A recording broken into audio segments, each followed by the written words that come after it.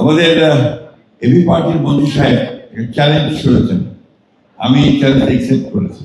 এই জন্যে যে আমি সবসময় মনে করি আমাদের গত কয়েক বছরে একসাথে কাজ করার যে একটা ঐক্য তৈরি হয়েছে এবং আমাদের মতো বৃদ্ধ এবং তাদের মতো কি বলবো তরুণ এবং আরো তরুণ যারা আছেন তাদের মধ্যে একটা কাজের সংহতি তৈরি হয়েছে, এ ব্যাপারে কোনো সন্দেহ নেই।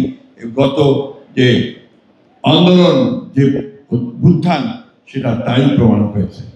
আমি প্রায় বলতাম যে কোথায় আমি তো তরুণদের দেখতে পাই না, আমি ঢাকা বিশ্ববিদ্যালয়ের সেই ছাত্রদের দেখতে পাই না, আমি দেখতে পাই না যে একটা অন্যায়ের বিরুদ্ধে ঢাকা বিশ্ববিদ্যালয় থেকে একটা মিছিল বেরিয়ে আসছে। কিন্তু সর্বশেষে আমরা 24শে জুলাইয়ে আমরা দেখেছি সেই শুধু ঢাকা বিশ্ববিদ্যালয় নয়, সারা দেশের তরুণরাই অন্যায়ের বিরুদ্ধে রাস্তায় নেমে এসেছে।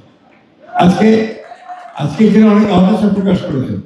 আমি আমার ব্যক্তিগত জীবনে কোনোদিন হতাশাবাদী ছিলাম না, রাজনৈতিক জীবনে হতাশাবাদী নই, কারণ বিশ্বাস করি যে ন্যায়ের জয় হবেই, সত্যের জয় হবেই।